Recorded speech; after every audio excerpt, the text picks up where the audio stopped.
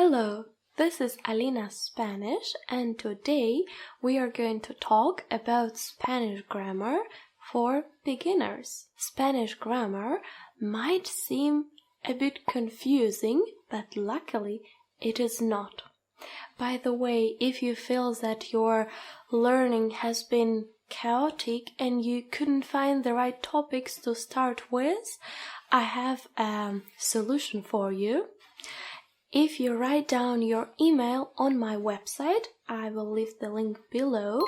I will send you the whole list with all the vocabulary and grammar topic for Spanish beginner level. Coming back to our video's topic, today I will tell you about 5 golden rules of Spanish grammar that you need to know. Number 1 is that Spanish language has articles. There are 2 types of articles, definite and indefinite ones, and they are used in a different way, not like in English. In Spanish, indefinite articles exist both for plural and for singular, and the same with definite ones. And also their use cases might vary and be different from the ones we are used to have in English. For example, in English, when we talk about professions or occupations, we use indefinite article. For example, I am a teacher. However, in Spanish, this won't happen. When we talk about professions and occupation, we don't use any articles. For example, soy profesora. No article needed. Number 2 is a conjugation process. It is also slightly different. For example, in English, we change verbs usually just for he, she, it. For example, I drink, but she drinks. In Spanish, you will change the form of the verb for every pronoun, and this will happen in different tenses.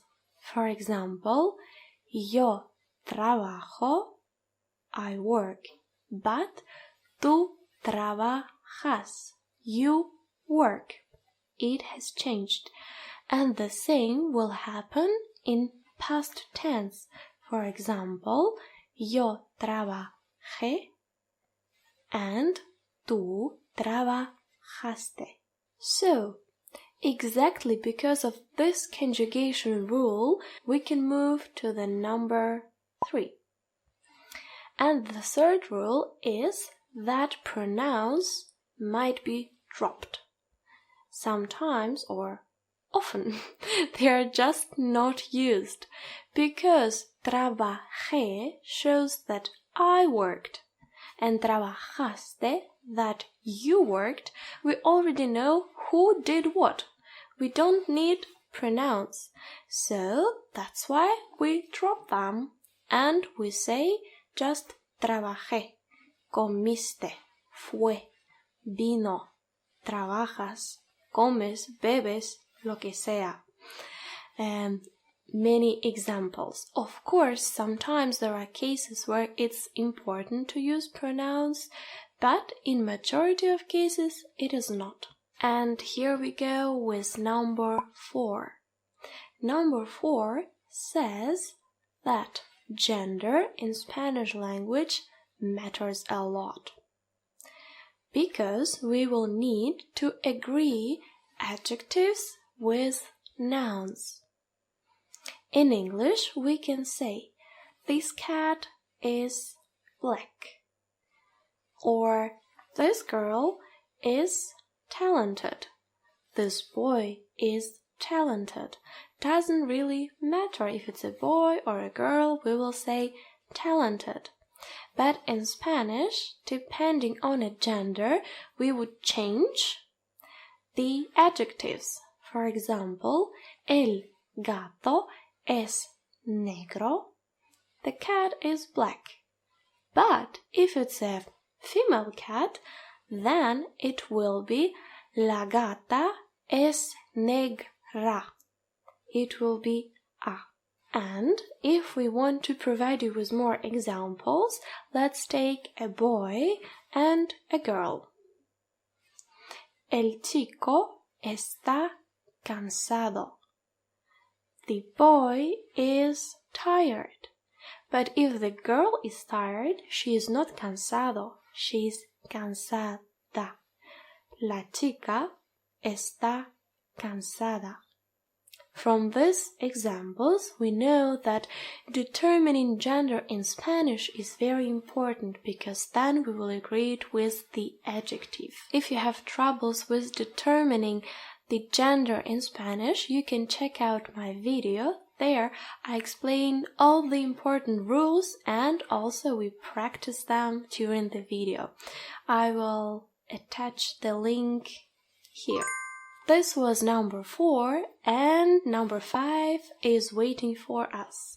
In number 5, we are going to come back to our nouns and adjectives and discover that we use them vice versa. In English, we say beautiful flower, and in Spanish, we will say flor bonita. So, adjective goes after noun usually. Let's see some more examples. I would say, this is a big house. And in Spanish, es una casa grande. Grande is an adjective and goes after the noun. That were the most common rules of Spanish grammar for beginners. I hope you enjoyed the video and found it useful. Thank you for watching and I hope to see you soon.